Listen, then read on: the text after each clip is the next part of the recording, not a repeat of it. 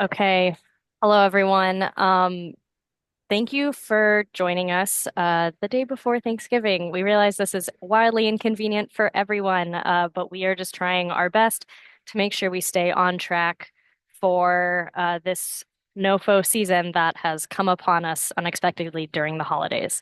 So, Natalie is going to get us started off. Just a reminder to stay on mute throughout the duration of this presentation, and Matt and I will be managing questions most likely in the chat. Natalie will be leading us through, and if you do not get your question answered right away, it's because we are working on it, so we'll probably loop back to it at the end. Natalie, all yours. Awesome. Thank you, Cleo. Good morning, everyone, and welcome to the FY 2025 NOFO kickoff. My name is Natalie Davenport, and Cleo just introduced herself. As she also mentioned, we have Matt Finley on the call with us as well, another member of our team. And we also have Liana, our NOFO consultant, who is supporting during this year's competition. So here's an overview of what we'll cover today. First, we'll provide a general overview of the COC, which should be especially helpful for new applicants. We'll then provide an overview of the NOFO itself, what it is and who can apply. And then we'll provide a big picture scope of the changes in FY25, which include new HUD priorities, impacts to the local competition, and changes to project types. Then we'll review eligible projects, which project types are allowed, and then who can apply for them. We'll then discuss project ranking, so how applications are prioritized in our community. We'll then go through the application process, so how to complete both the local application as well as the HUD eSNAPS application, and then we'll highlight some key dates for this year's competition. And then finally, we'll close out with some key reminders, and we'll have plenty of time for questions at the end. Before we dive in, a few quick housekeeping notes. As Cleo mentioned, this session is being recorded.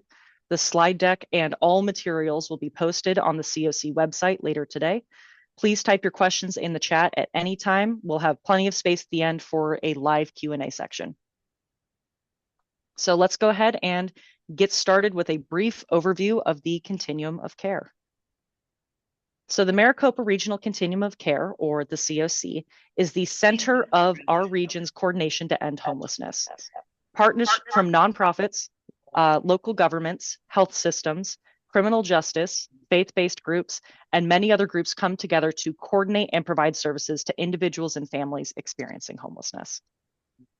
The COC, which covers Maricopa County, coordinates housing and services provided by over 50 partner agencies and 26 COC-funded projects. In the previous competition, the COC received a record award of $52 million in funding.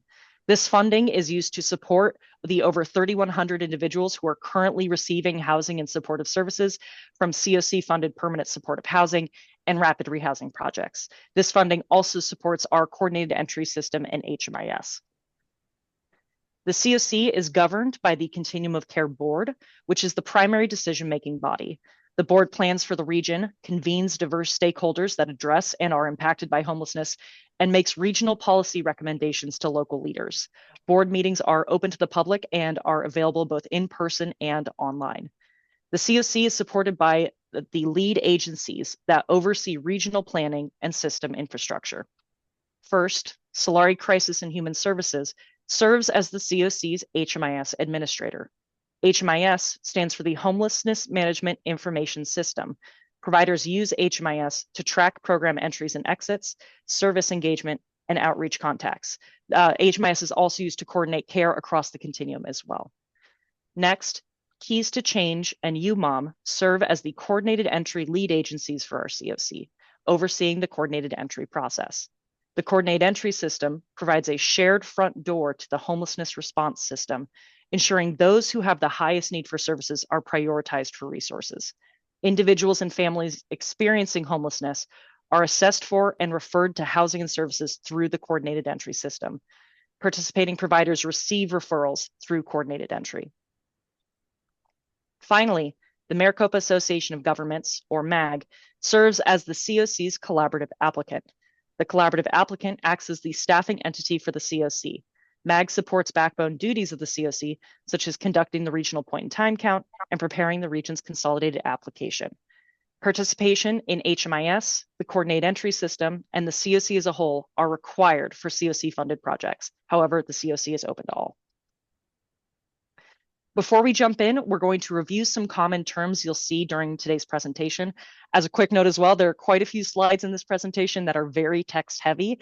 We'll summarize the majority of it, but this is also intended to provide an ongoing resource for you during your application process. So first, we'll jump in with a few general terms. Funding for the COC program is provided by the U.S. Department of Housing and Urban Development, which is commonly referred to as HUD. The NOFO, so NOFO, stands for the Notice of Funding Opportunity. A few competition-specific terms. Responding to the NOFO requires communities to rank projects through the local application before submitting a consolidated application on behalf of the region. We'll talk more about this later. The annual renewal demand, or ARD, refers to the total annual amount required to renew our existing projects. Tier 1 and Tier 2 refer to HUD's project ranking requirements. We'll also go more into depth on this one later. The priority ranking refers to the order in which projects are ranked to receive funding. In general, the higher a project is ranked, the more likely it is to receive funding. Application types. We have renewal applications, which refer to applications for projects that have previously received COC funding and are now pursuing renewal of that funding. New applications refer to projects that are new in that they are not currently funded by the COC. Transition grants, which we'll discuss in detail, refer to applications to transition existing permanent housing projects to new project types. Finally, common project types you may hear are rapid rehousing, or RRH, permanent supportive housing, or PSH, transitional housing, TH, and supportive services only, abbreviated as SSO. Now that we've discussed our key terms, we're going to talk quite a bit about the NOFO itself. The NOFO, or the Notice of Funding Opportunity, is HUD's annual process to award COC program funds to communities across the nation. COC funding supports housing and services, which is the majority of our funding, key system infrastructure like HMIS and coordinated entry, and finally, regional planning and coordination. Typically, the HUD COC program competition occurs on an annual basis. In 2024, HUD awarded 2-year grants intended to last through FY2026. This year, HUD unexpectedly announced an annual competition. This announcement occurred later in the year than usual, meaning that the timeline and expectations may look different from years past. We'll walk through the timeline for the application process in far greater detail later on. But for the meantime, here is a high-level overview of how this competition usually works. First, communities conduct their local competitions, where projects are scored and ranked using priorities set by the COC board with input from the community. Using this information, the collaborative applicant, on behalf of the COC, submits the ranked lists of projects as part of the consolidated application. HUD will then evaluate consolidated applications. Awards are expected to be announced in May of 2026. So who can apply? Eligible project applicants for the COC program competition include nonprofit organizations, states, local governments, Indian tribes, and public housing agencies. For-profit entities are ineligible to apply for grants and are prohibited from being subrecipients of COC program grant funds. To apply for COC funding, agencies must complete 2 applications. First, applicants must complete the local application on our local application web portal. This includes narrative responses and some performance data, and this is due on December 5th, so a pretty tight turnaround this year. Second, applicants will complete the HUD eSNAPS application on HUD's eSNAPS portal. This includes budgets, expected performance numbers, and required documentation related to eligibility. The initial submission is due December 12th. MAG staff may contact applicants regarding corrections or modifications to their eSNAPS applications throughout the rank and review process. Most of what we'll cover today comes directly from the HUD NOFO announcement, meaning that these are federal requirements, not local decisions. There are some items within our community's control, such as the order in which projects are ranked and our local competition scorecards. We'll note when something is specific to our community versus guidance from the NOFO itself. So let's talk about what's new this year. And there's quite a lot to go through. FY2025 comes with significant changes across the entire COC program competition. These changes include major shifts in federal priorities, structural changes to what HUD will fund, new project types such as transitional housing and supportive services only projects, and revised thresholds, prohibitions, and expanded risk reviews for applicants. We'll discuss each of these in detail as we go. The key shifts in HUD's priorities are largely tied to the executive order ending crime and disorder on America's streets. In the announcement, HUD identifies the following priorities and goals. First, ending the crisis of homelessness on our streets. HUD directs COCs to direct their resources towards outreach, intervention, and assistance consistent with the executive order. HUD also highlights prioritizing treatment and recovery. COCs should prioritize projects that provide treatment and services needed to recover and regain self-sufficiency, including on-site treatment and participation requirements in services. Advancing public safety. Projects must cooperate with law enforcement to advance public safety. HUD indicates that projects must align with policies that prohibit public camping and illicit drug use. Promoting self-sufficiency. HUD directs COCs to promote self-sufficiency by prioritizing projects that lead to long-term economic independence for individuals and families. Improving outcomes. COCs should prioritize projects that demonstrate effectiveness, increase employment income over government assistance, and promote treatment and recovery. And finally, minimizing trauma. HUD encourages the use of trauma-informed care, practices that ensure client safety, and projects that support access to safe single-sex spaces for women. HUD has also introduced changes to project eligibility and threshold requirements. New prohibitions can disqualify any project. These include engaging in racial preferences, using a definition of sex other than the binary, and harm reduction activities. There's also an expanded risk review. Through this, HUD may reduce, partially fund, or reject projects based on a perceived history of engaging in certain activities. HUD has also introduced new service expectations to prioritize treatment, recovery, and mandated services. Transitional housing must provide 40 hours of services per week per client. PSH projects, new PSH projects must serve older adults or people with physical or developmental disabilities, not including substance use. Law enforcement partnerships are highly emphasized for street outreach projects. Overall, public safety is a significant scoring factor in this year's competition. COCs must cite state and local laws and protocols related to public camping, illicit drug use, and voluntary commitment. These priorities result in notable structural changes to the COC program with quite a few local impacts. In a typical year, the COC can include up to 90% of its annual renewal demand into Tier 1, typically guaranteeing funding for high-performing renewal projects.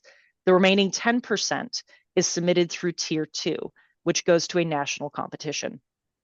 This year, HUD has restricted the amount of funding in Tier 1 to 30% of the annual renewal demand, leaving the remaining 70% of funding for Tier 2. This means that funding is guaranteed for far fewer projects this year, and that 70% of ranked projects will proceed to national competition. In addition, HUD has placed a 30% cap on the amount of funding that can support permanent housing. So that means that only 30% of our renewal funding can go to permanent housing.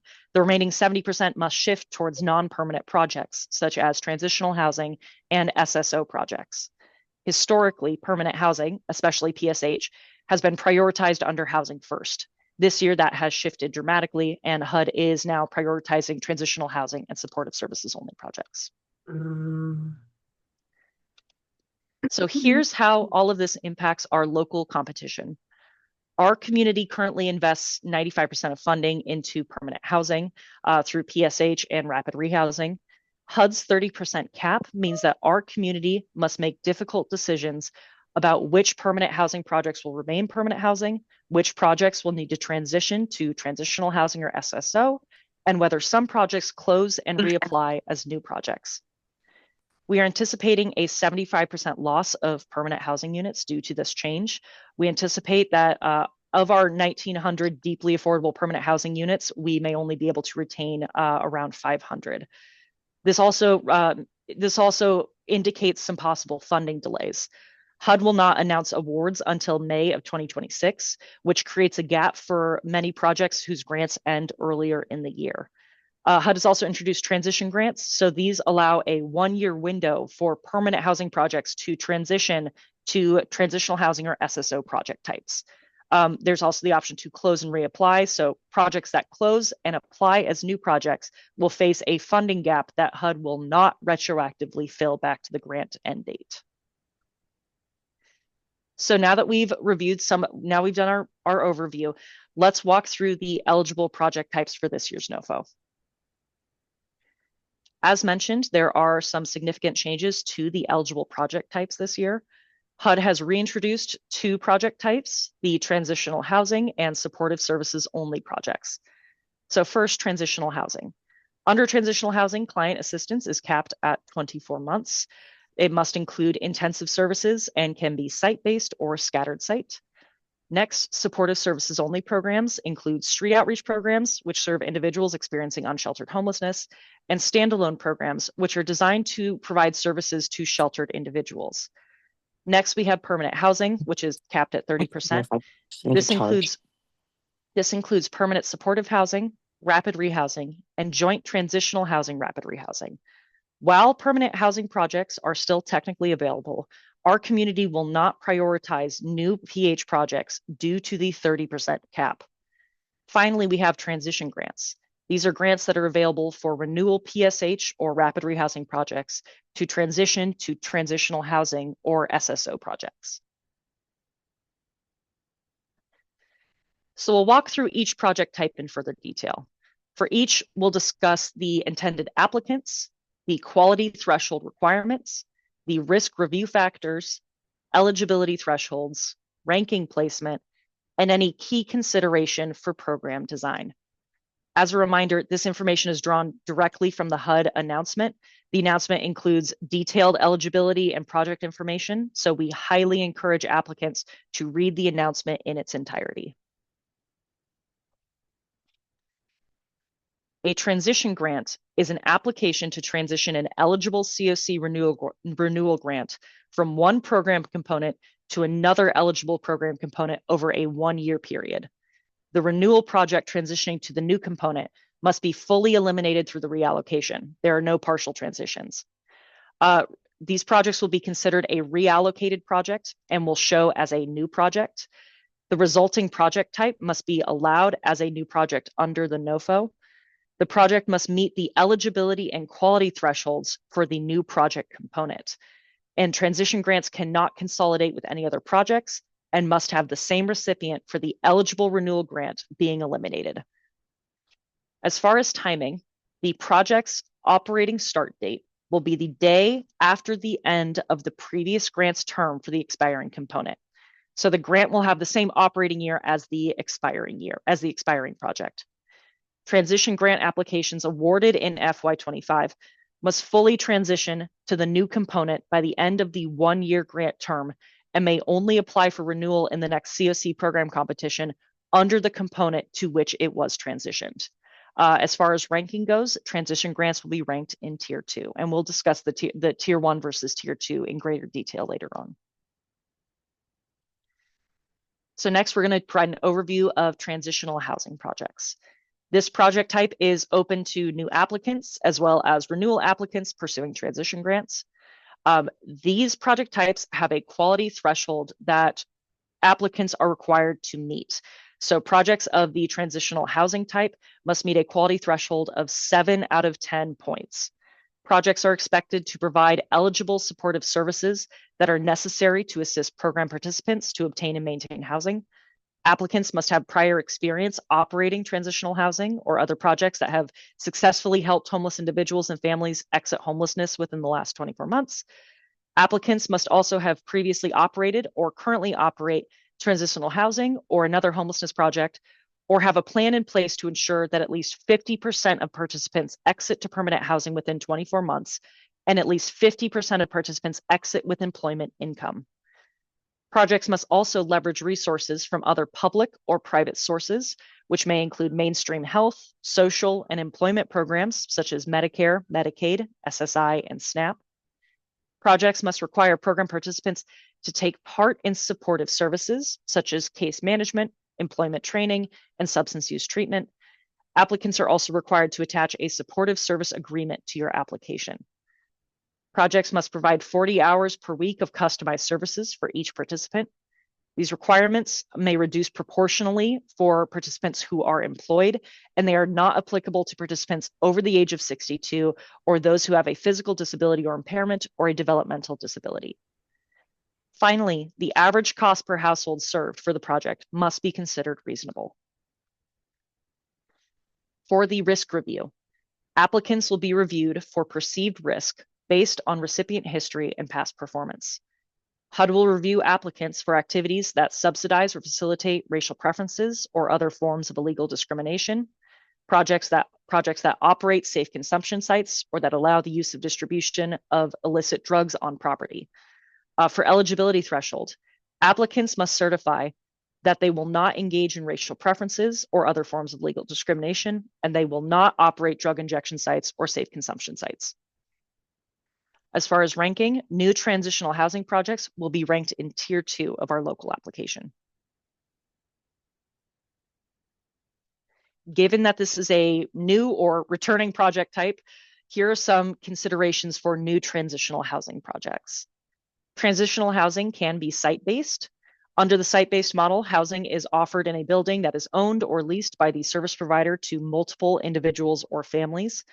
The space reserved for participants may be a bed in a shared room with access to a shared bathroom, recreation, and kitchen facilities, or may include a private room with similar amenities or a similar configuration. Site-based transitional housing programs offer on-site services as well as community-based services. Each household will have a lease or occupancy agreement with a term of at least 1 month that ends within 24 months. Successful exits would be to housing in the community that is either subsidized or market rate paid for by the household. Transitional housing can also be scattered site. Through scattered site transitional housing, providers may sublease individual units within the community to individuals or households. HUD may allow for clients or households to hold leases themselves, but we are waiting for additional guidance on this area. In the scattered site model, services are provided in the home as needed, as well as in the community. A few additional notes. Assistance is capped at 2 years for a participant, with the exception that assistance can be extended beyond 24 months for less than 50% of a project's participants. All right, we're going to move on to SSO standalone projects. As a reminder, an SSO standalone project is designed to provide services to sheltered individuals. This project type is open to new applicants as well as renewal applicants pursuing transition grants. Projects must meet a quality threshold of 4 out of 5 points. The project must be necessary to assist people in exiting homelessness and increasing self-sufficiency. The recipient must conduct an annual assessment of the service needs of the program participants. The project must have a strategy for providing services to eligible program participants, including those with histories of unsheltered homelessness and those who do not traditionally engage in supportive services. The project must leverage resources from other public or private sources that may include mainstream health, social, or employment programs. Finally, the services must also be considered cost-effective. And now we're going to move on to street outreach projects. As a reminder, street outreach projects are designed to provide services to individuals experiencing unsheltered homelessness. Like SSO standalone projects, this project type is also open to new applicants. as well as renewal applicants pursuing transition grants. Projects in this category must meet a quality threshold of 5 out of 6 of the following points. Projects must leverage resources from additional public or private sources. Projects must have a strategy to provide services to eligible program participants, including those with histories of unsheltered homelessness and those who do not traditionally engage with supportive services. The applicant must have a history of partnering with first responders and law enforcement to engage people living in places not meant for human habitation. As part of this, the applicant must connect clients with emergency shelter, treatment programs, reunification with family, transitional housing, or other independent living. This applicant must cooperate, assist, and not interfere or impede with law enforcement to enforce local laws such as public camping bans and public drug use laws. The applicant must have experience providing outreach services and have demonstrated effectiveness at helping people successfully exit from places not meant for human habitation to emergency shelter, treatment programs, transitional housing, or permanent housing programs. Finally, the services provided must also be considered cost-effective. The items on this slide apply to both SSO standalone projects as well as SSO street outreach projects. For the risk review, SSO projects are also subject to the same risk review addressing racial preference, illegal discrimination, the operation of safe consumption sites, and harm reduction activities. Similarly, the applicant must also certify that they will not engage in illegal discrimination, the operation of safe consumption sites, and harm reduction activities. Both SSO standalone and SSO street outreach projects will be ranked in Tier 2 for the local competition. So we'll talk a little bit about eligible activities and eligible costs. For permanent housing, the eligible activities are focused on long-term retention. This could include housing costs, so you can request funding for leasing, operating costs, or rental assistance. You can request funding for supportive services. This is where we want to get a little more specific. For permanent housing, eligible services are those designed to help participants retain their housing. This includes enhanced case management, mental health treatment, substance use treatment, and transportation assistance. It also includes safety planning for survivors of domestic violence. Moving to transitional housing, this includes housing costs. So eligible activities here include leasing, operating costs, and rental assistance to support the interim housing structure. Supportive services, because the goal of TH is to move people to independence within 24 months, the services here should be more intensive and skill focused. Eligible costs include employment training, job search assistance, life skills training, and substance use treatment. The funding is intended to help participants increase their income and overcome barriers to permanent housing. Finally, we'll cover supportive services only projects. For street outreach, eligible costs include engagement, case management, and emergency health or mental health services provided directly to unsheltered individuals. For standalone projects, this funds housing search and placement, housing navigation, and benefits coordination to help people across the system. All three of these project types fund HMIS and project administration costs as well. So let's talk about how our community ranks project applications. Our local priority ranking determines in which order project applications are prioritized for funding. This priority list is approved by the COC board on an annual basis with input from the community. The priority ranking for this year's competition was approved on November 21st. Ranked projects fall into one of two tiers. Tier 1 is limited to 30% of our annual renewal demand and has the highest likelihood of receiving funding. Projects sorted into Tier 2 compete nationally, where funding is more competitive. There's also a bonus for projects serving survivors of domestic violence. This is a separate portion of funding within our pool that does not compete with our Tier 1 and Tier 2 projects. So let's walk through our community ranking. As a reminder, this is approved by the board with input from the community. It's adjusted on a yearly basis in response to the NOFO announcement and other national and local guidance. So first, HMIS and PSH renewal projects are positioned at the top of Tier 1. In Tier 2, we have coordinate entry first in line, followed by any remaining PSH renewal projects. Next are transition grants, with PSH projects transitioning to transitional housing, followed by rapid rehousing projects transitioning to transitional housing.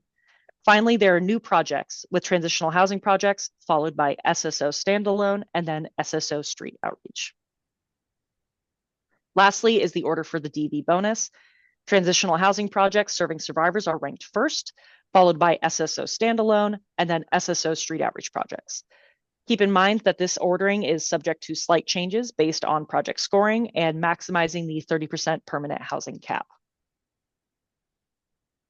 So now we'll walk through how to apply. The first step in the application process is to complete the local application, which is completed through the local NOFO portal. The local application includes questions about agency experience, population served, alignment with community priorities, program design, and key documentation and eligibility information. The application is based on scorecards created by our community, which are available on our website. Separate scorecards are available by project type. So we have one for permanent housing renewals, PSH new housing, transitional new housing projects, SSO standalone, and SSO street outreach. Each scorecard has an overview in the first section, followed by detailed descriptions of each item underneath. You'll see a section labeled interview questions, which applies only to new projects and transition grants. So no action is required at this stage. Those questions are for the interviews conducted by the Rank and Review Committee during the rank and review process. The second component is the HUD eSNAPS application. This is completed through the HUD eSNAPS portal. This application process is not open yet as of this presentation, but keep a close eye on it. It should be opening very soon. In the eSNAPS application, HUD typically asks for the number of units or anticipated program performance numbers, the proposed budget, operating dates, and key compliance documentation. HUD also publishes an applicant guide, which is extremely detailed to help guide applicants in completing their eSNAPS application. While this has not yet been released for this year, our team will share some support materials to help bridge this gap during this process. Once your eSNAPS application is complete, export it to a PDF and then upload it to the local portal. We'll provide additional guidance on this to applicants who are completing their applications. Once all applications are submitted, the Rank and Review Committee, referred to as RRC, begins evaluation. The Rank and Review Committee is composed of trained, non-conflicted members of the community. RRC members will score applications using the scorecards, conduct interviews with new projects and transition grants, and then use the priority listing to rank the projects. So now we're going to review the full application timeline. Important details will be marked with red text. The full timeline with more detail than this one is available on our COC webpage. So we highly encourage you to go and review that document. So let's go ahead and jump in.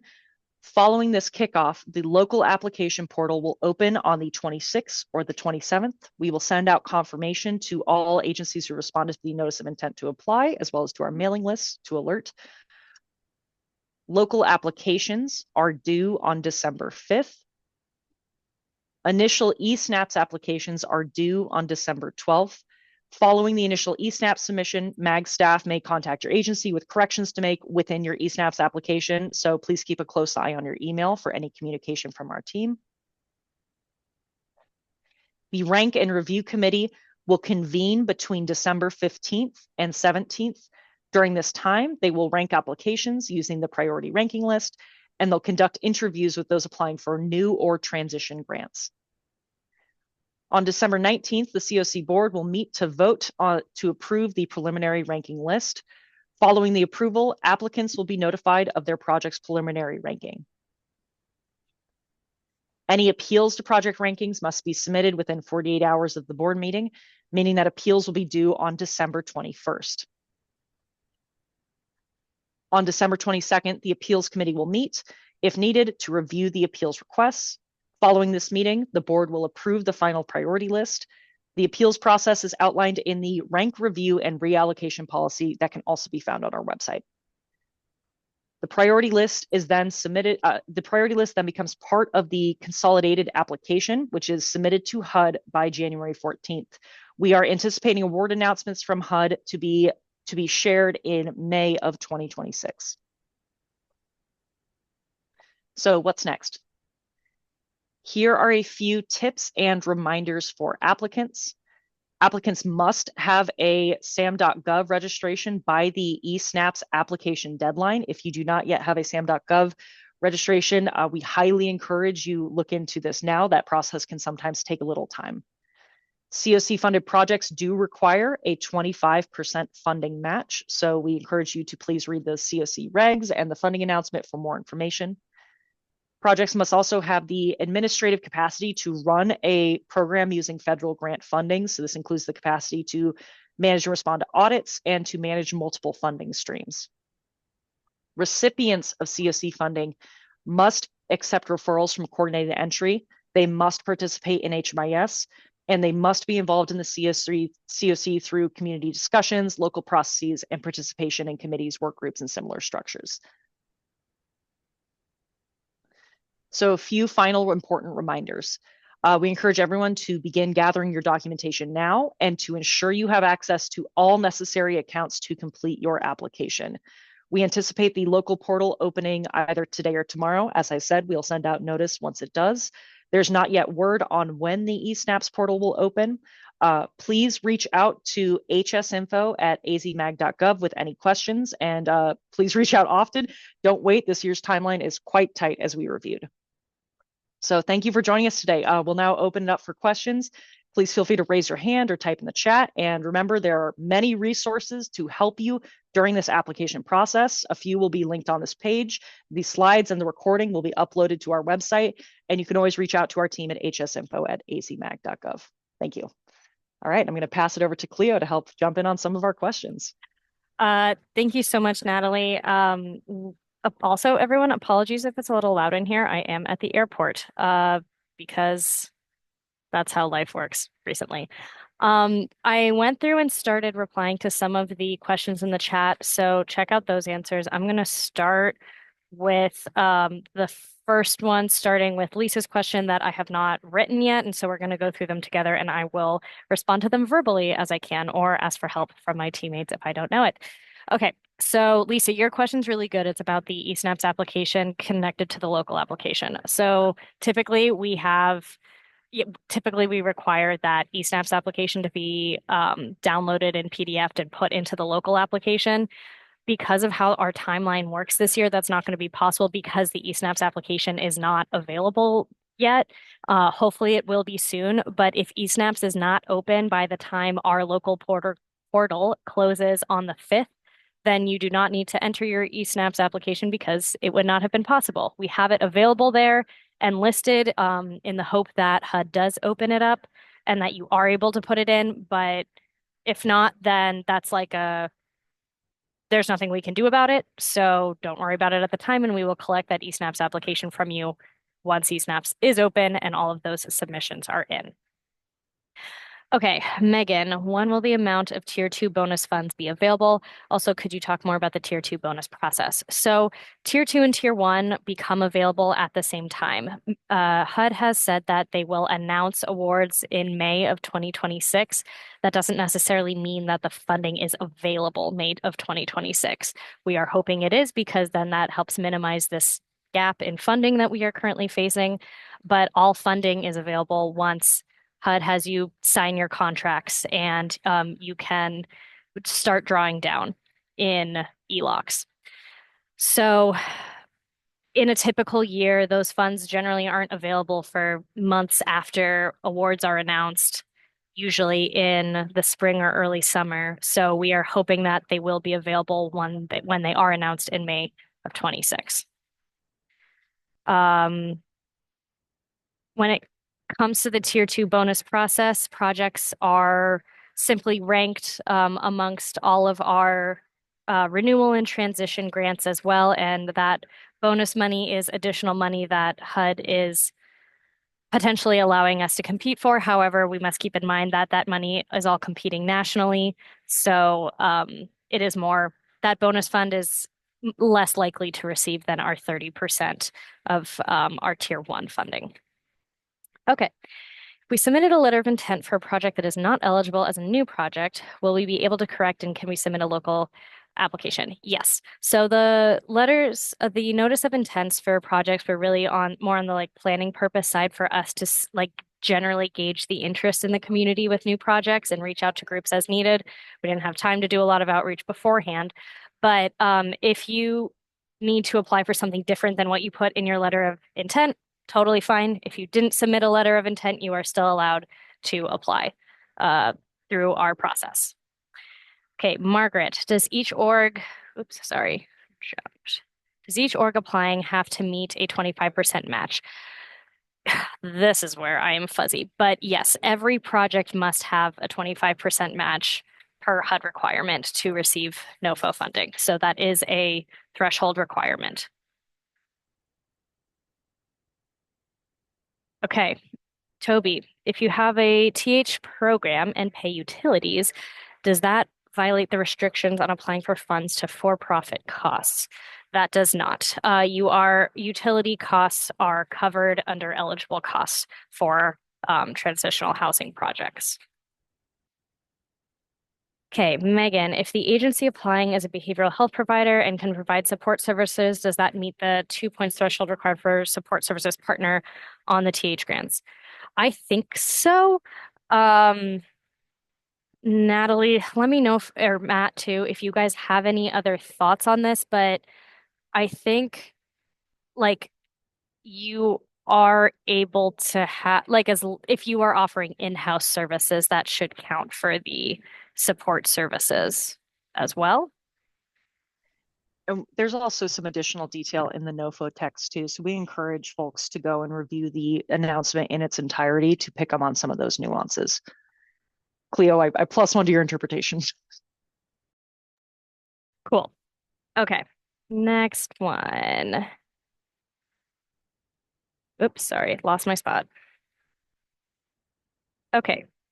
Um, Dan, just to reiterate what Natalie said about applying for the local and eSNAPS application, you need both in order to apply because you need to submit a local application to us so we know where to rank you, and then you need to submit one in eSNAP so that your project is actually there for the ranking so that we can show HUD, hey, this is how we're ranking people. So it is complicated. It's annoying that we have two processes, but both are necessary. Natalie, I'm going to skip over Alexis's question because you responded to it, and I'm going to start with Stephanie's. Okay, sliding scale for the number of hours required as employment is secured. For instance, if a person joins our program and is unemployed and attends 40 hours per week, then once the person obtains full-time employment, what is the amount of time a person needs to spend in programming? That's a really good question that I don't think I have the answer to that right now. I am assuming it's a sliding scale, but that is something that we will get back to you all on once we have a firmer understanding of it. There's a chance that this is just simply not outlined in current project eligibility for transitional housing from the HUD side. So it could just be a gray area that we don't have the answer to yet, and we'll have to submit it to HUD and wait for them to get back to us. Should HUD and local applications be the same applications? So the eSNAPS application looks very different than our local application. Our local application tells you exactly what questions you're going to answer. It's through a portal. You'll just go one by one and like write narrative responses to those questions. The eSNAPS application is a lot of like reading lots of regulation text and checking that like you are abiding by it, and also filling in some budget and like units served and like services offered details. So they're asking very different questions. Uh, the eSNAPS one is much more like HUD technical. Ours is more like tell us about what your program's actually going to do. Julie, is there guidance on if clients do not engage in the required 40 hours regarding TH?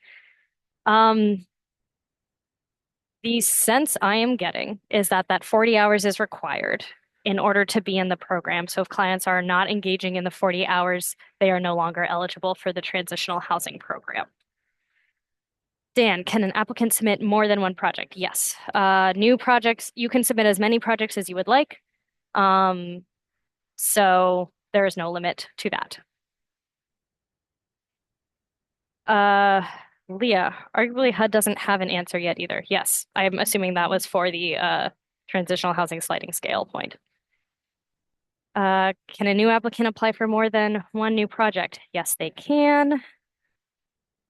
Okay, Dean, explain further the reference to employment income in 62 and older. What about seniors who have income but are unable to work due to physical challenges? I want to say that there is a sliding scale for various populations for elderly and physically disabled folks. That language is in the NOFO itself. So I don't have those details off the top of my head right now, but there is, yeah, an elderly and disabled sliding scale for those 40 hours a week, as well as income, I want to say. Total money available in the new bonus projects, non-DV. I think it's around 10 million that we received, Sasha, for bonus funding that we potentially have available for us. Dan, did an applicant have to submit a letter of intent? And if they didn't, are they still eligible to apply? Yes. Um, Lisa, Natalie answered your question there. Dean, how does COC determine allocation of funds to applicants once amount approved by HUD? So essentially, how this all works is you all apply. We get all of your information. We have our rank and review collaborative that Natalie explained the process for, score all of those applications, and then also rank them based on how the board is prioritizing projects. And that is the list we send to HUD, and then they basically come back to us and tell us what's funded. So once we send off that priority listing, we don't have control over it anymore, and HUD decides what happens.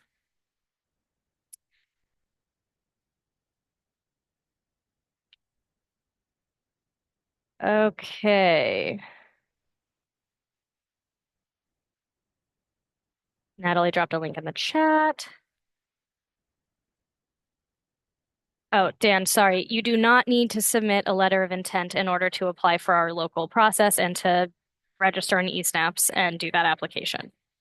The letter of intent was just for planning purposes and is not necessary in order to apply.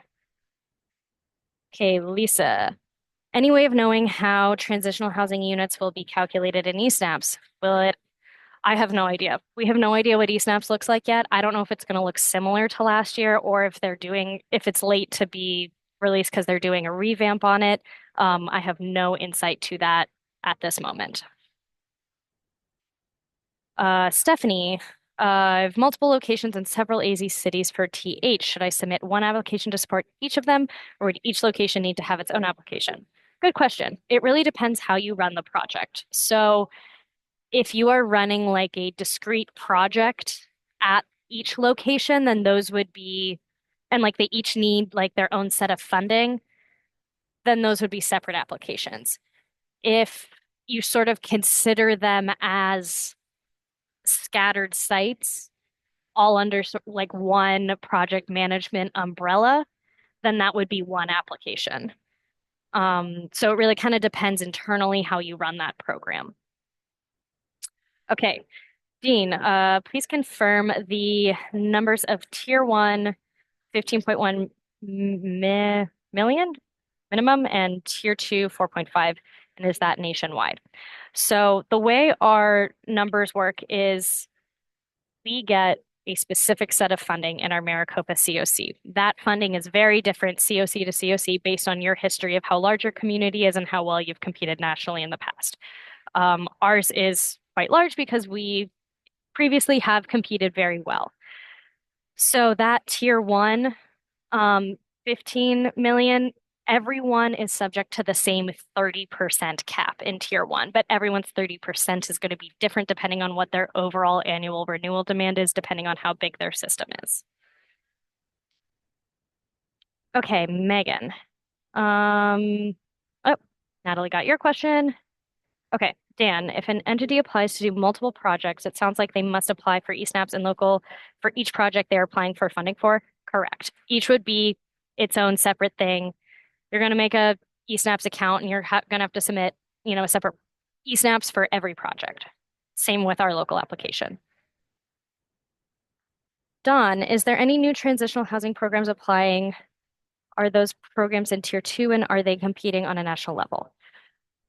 So the way the board has requested our rank and review collaborative prioritize projects is what Natalie is showing here, where um, Tier one is going to be reserved for maintaining as much of our permanent supportive housing as possible, since there are already people in those beds and we're trying to make sure they stay in those beds. That has been the main priority, our top priority from the COC board perspective. From there, our tier two will likely look like our coordinated entry programs at the top. Any remaining of those PSH programs, depending on how the funding plays out, and then those transition grants, those current projects that are transitioning to transitional housing, again, they already have people in those units that the board really wants to keep housed. So those are prioritized over new projects. So new projects will be prioritized in tier two exclusively.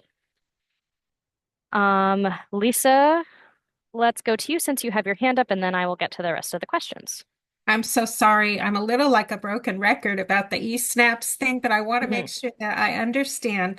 So previously, we used to put everything in e-snaps and we would get, a firm budget based on their calculations, and that's what we would give to you in our budget for our local application. Mm. Doing it the other way around, I'm worried that if they calculate it differently as far as, fair market rent or something like that, we could have something that looks different. And I'm wondering if we'll have an opportunity to correct that on the local application. That's a really good point. Yeah, I think the short answer is yes. If um like we are just hoping that eSnaps opens really soon and that this will be less of an issue. If it doesn't, then yes, we're going to have to do some recon to make sure that the budgets align perfectly for what you're submitting in eSnaps and what we have in our local application. Mhm. Um, it's just going to be up to everyone to do their best to properly judge those FMRs and get as close to possible on that budgeting. Okay, thank Thanks, you. Lise. Yeah, I know. I'm sorry that that is so tricky. Okay. Matthew Hess, guessing we are only including a single year budget with HUD's new rule. Yes, there is there's a lot of conflicting language in the NOFO announcement itself where it says projects can apply to for 1, 3, 5, or up to 15-year grants. I don't really know what that means. And so we are recommending everyone put in a 1 year budget. Um, there's definitely not any indication that this will be just automatically renewed next year. Last year, for everyone who submitted a NOFO application, you'll know that HUD told us it was going to be a 2 year NOFO. It didn't end up being that way. They haven't told us anything like that this year, so I would do a 1 year budget. Um, skipping through the questions that have been answered already. Joel opened eSnaps and said he saw a new funding opportunity name. Does that mean we could start the application already? If you are seeing that, that might mean that eSnaps is officially open and you can start applying. I have not seen that yet, so I don't want to say yes or no. But if eSnaps seems open to you and you're allowed to move forward, then please do immediately, right away, to try to avoid all of those issues that Lisa had brought up earlier. Joel, I hope you're right, and I hope eSnaps is open because that would make life 1,000 times easier for us. Um, Alexis, is there guidance on how to create an eSnaps organization profile if we have never had an account before? I tried and the portal is not letting me. So if you Google like HUD eSnaps, it'll bring you to their main page and there will be options to create an account and there's also materials available on guides of first-time users. So I recommend finding or getting to HUD's like basic information that they have. As Natalie mentioned in the chat there is usually um, an applicant guide that they release that's specific to every year. We haven't seen that yet, um, but we will be also providing some materials around people who are new to eSnaps. But like I said, I really recommend going on HUD's website and walking through the create an account option.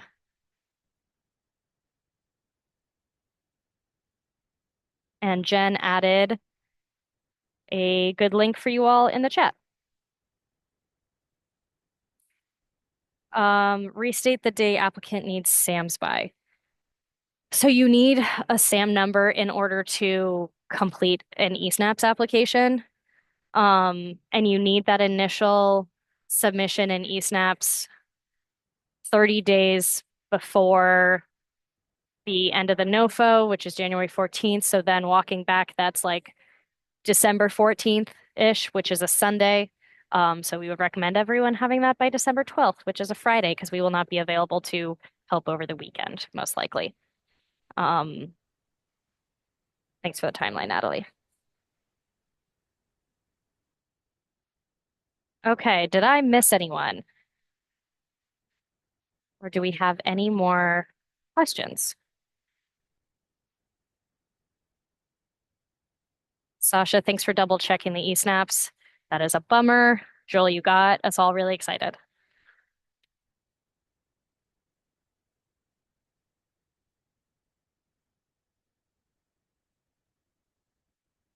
Anything else? Also, feel free to come off mute and ask your question that way.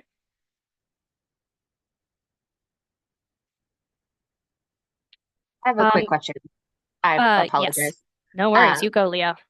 you, uh, what do you want us to do as far as specifics in supportive service descriptions, knowing that in a year after these are awarded, they may change what they let us do anyway? I would say try your best to understand the information HUD is asking for currently and write to that.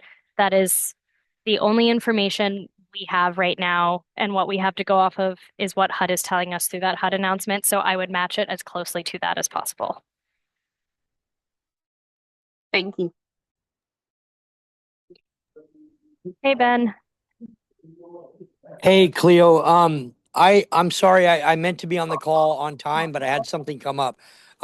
If I came on the call about 15 minutes ago and I've been paying attention for the last 15 minutes, and I have all of your slides from that point, what are the major things that I've missed in the other part of the call? I'm sorry to ask this, but are there any like one, two, three, uh, things that I would need to know to try to Um, salvage my time here? yeah, no, there probably are. I'm going to recommend you watch the full recording of this, which will be posted to the MAG and COC websites by end of day today.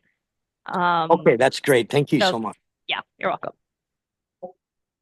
Leo, this is Dean. May I ask a question? Of course, Dean, go ahead. Can you elaborate a little bit on what the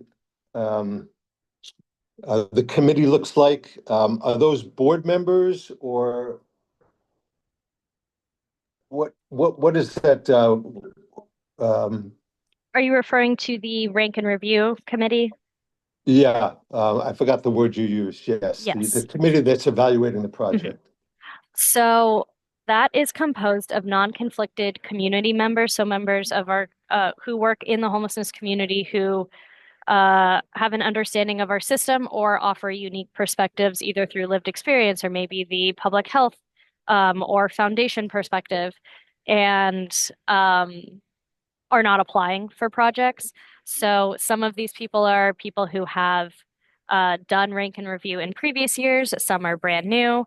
And then we also this year have a board member liaison. So we have a member of our COC board not grading or voting on points for applications, but there to opt to be that conduit between the COC board's priorities and what is happening in the application review process. So we have, I believe, 7 members this year coming from some cities. Um, the public health department, some nonprofits, uh, our youth action board. Yeah, that's a general. And I would Uh, imagine the names of those people are held strictly confidential, right? no one's really ever asked before. I am more likely to hold them confidential now because I don't want any foolery Of happening. course, yeah, Um, but no, I don't think it's strictly confidential. We just like don't typically release those details until that group presents at the board meeting. I got it. Thanks.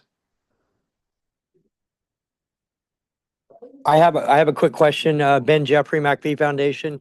When on the, as far as the new COC board seats, I know it's unrelated to this webinar.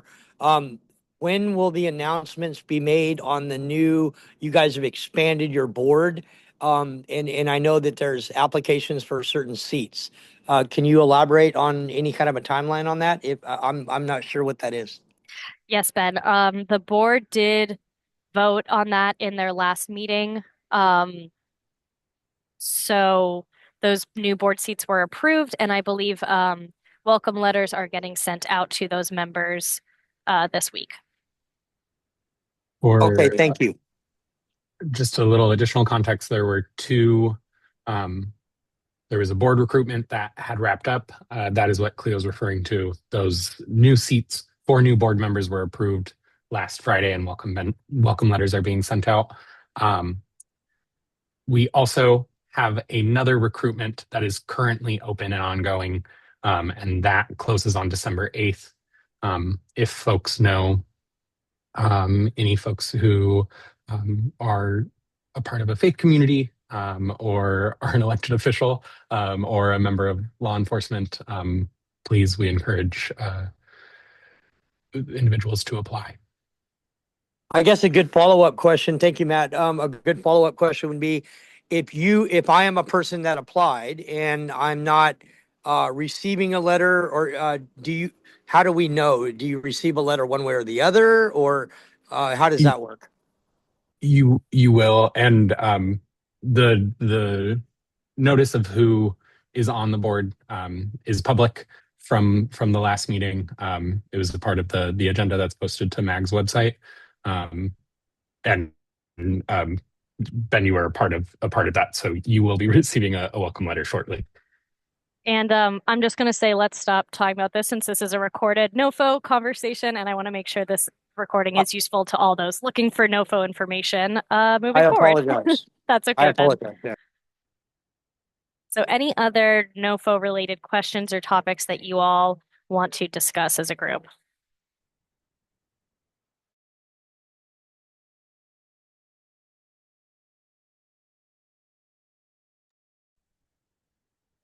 One thing I wanted to flag, an additional way that we'll be sending out communications is through a dedicated civic roundtable space. We want to make sure that people have multiple ways to access information about the NOFO. So items will be posted to MAG's website, to the COC website, and for any folks that submit applications or submitted letters of intent, they will be added to that roundtable space as well. So just wanting to make sure people have multiple ways to stay informed.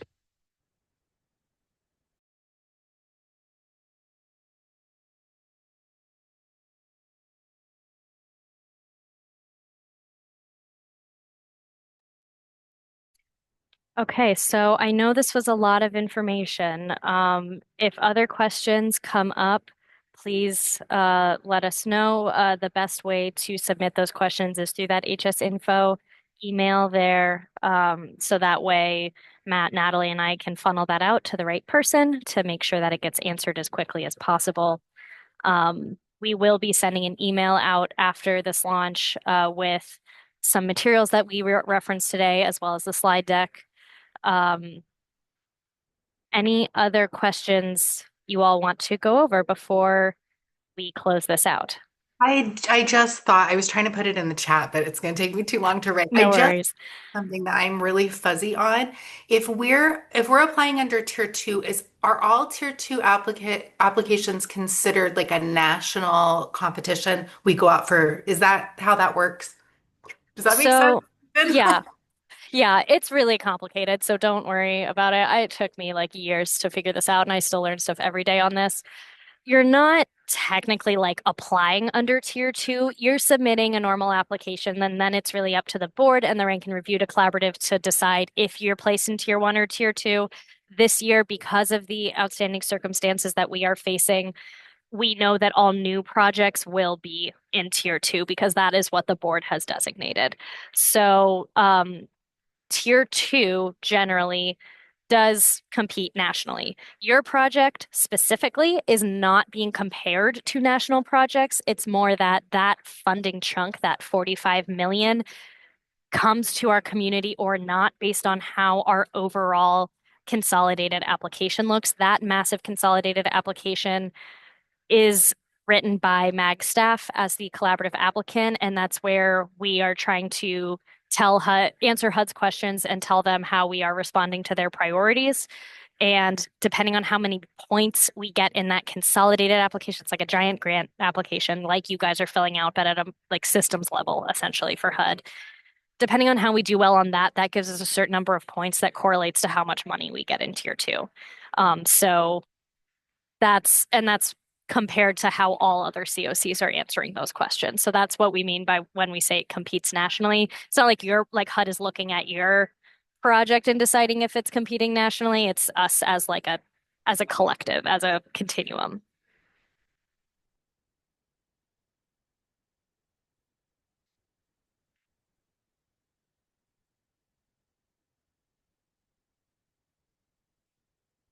Anything else? Yeah, you guys are awesome. Thanks, Ben. I appreciate that. Um, it has been a really tough time. Can't thank you all enough for taking time out of your holiday to be here. And I know a lot of these due dates fall during normal times when we aren't, applying to grants usually. So really appreciate the flexibility of this community and the willingness to jump in and make sure that we are securing as much funding for our continuum as possible. So please reach out to us if you have any other questions. I hope everyone has a good holiday and is able to come back ready to tackle this together. I know I'll be monitoring email, so please do not call me, but please feel free to email us those questions and we will make sure to get back to you. All right, I think we can wrap this up.